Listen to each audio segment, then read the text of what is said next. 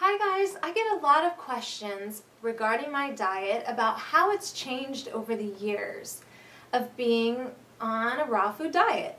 And of course, when I first started out, I was high-fat gourmet, and within about 6 months went to the high-fruit, low-fat diet, and that really changed things for me. For those of you who have been following me for a long time, you know that I had some pretty serious food allergies and sensitivities which really limited what I could eat. And thanks to my 2-week fast with Dr. Graham back in 2012, I have been able to eat all the fruits and vegetables that I couldn't eat before. The only 2 things that I have an issue with, which I never really noticed before because I never used to eat these foods really ever, are the dark Concord grapes with the thick skins and the seeds. Those tend to make my lips itch when I'm eating them, if I'm licking my lips. But if I don't get any of it on my lips, I'm totally fine.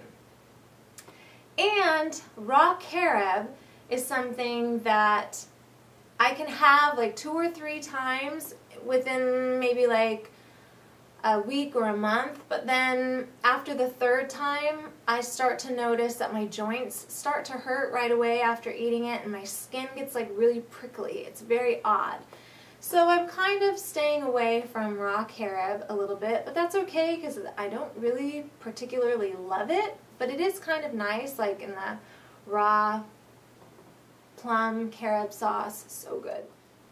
But anyway, my diet is still all raw. I love eating raw food, and I have changed a few things. So in the beginning of finding the high fruit diet, 80-10-10, I really just cut out the fat because at that time I had candida and some yeast issues. I had some nail fungus, and I really wanted to get rid of that, and by just completely omitting overt fats, I noticed huge changes in my body and how I felt, how much faster I was healing, and I really stuck with that for a while. And for those of you who follow my what I'm eating videos, you would see that there was like hardly any fat, if at all, in those videos because I would just really never eat it. I might have a little bit of avocado or a little bit of nuts maybe once, maybe twice a month, if that.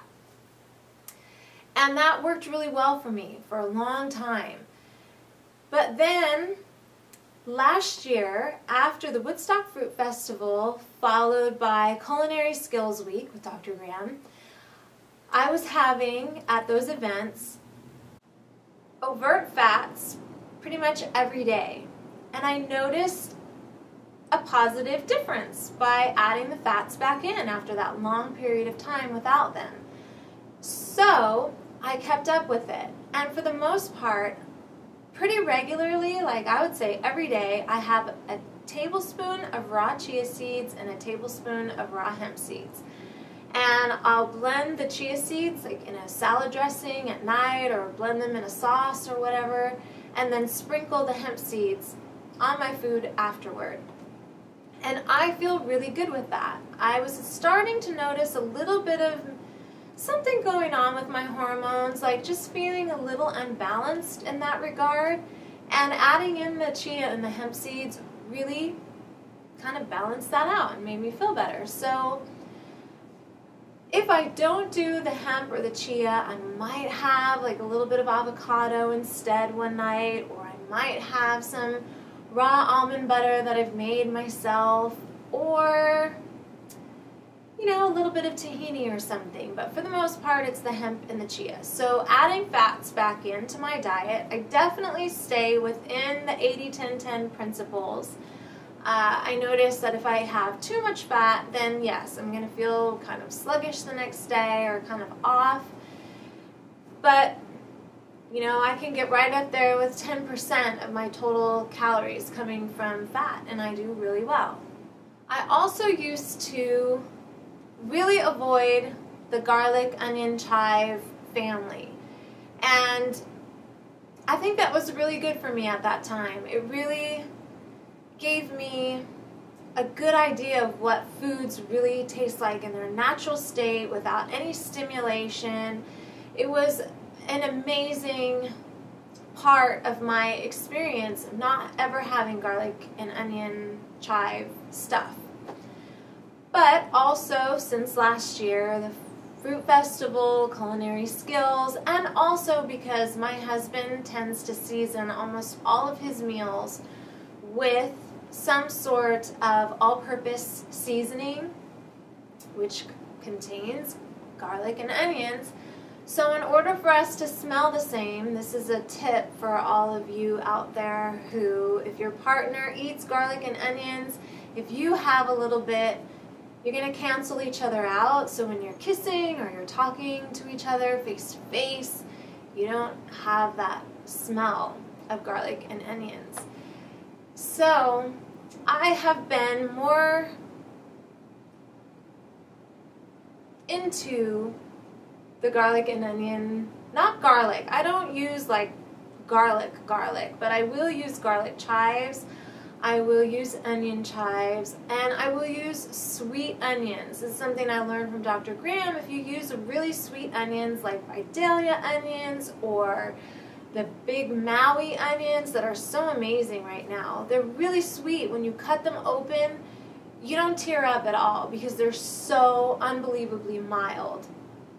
And so they don't have those strong toxins in them that typical, like regular white and yellow onions have.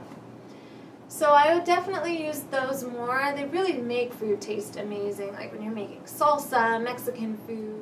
I am definitely enjoying more of the chive stuff. And I will also use my husband's organic all-purpose seasoning once in a while because it's really good. Something else I've been experimenting with is the raw coconut aminos. I don't know if you guys have seen this in the stores or if you guys have tried it. It's very, very mild. It comes from coconuts. I really don't know much about it. I know a lot of people will say, oh, don't do the brags or don't do the namashoyu because of, you know, where it comes from and all of that. So I saw the raw coconut aminos. It looked really interesting, and I pretty much had been eyeing it for about a year before I bought it and finally tried it. It's got somewhere around 100 milligrams of sodium in a teaspoon, and I never use more than that when I'm making something, like a recipe, a dressing, a sauce, and kind of adds a nice little flavor when you're wanting to make sort of an Asian dish or, I don't know, something different and interesting. So that's something that before I would never touch because it is a processed food and it does contain sodium, but it contains such a little amount in the small amount that I use that I really don't have any issues with it. So that's been kind of fun, playing with recipes in that regard, using that. And as you may have seen in previous videos, I am now supplementing with several nutritional supplements. I am supplementing with vitamin B12, vitamin D, and iodine or iodine, and I'm also supplementing with zinc every once in a while. So just thought I would throw that in there because that is something different with my dietary intake.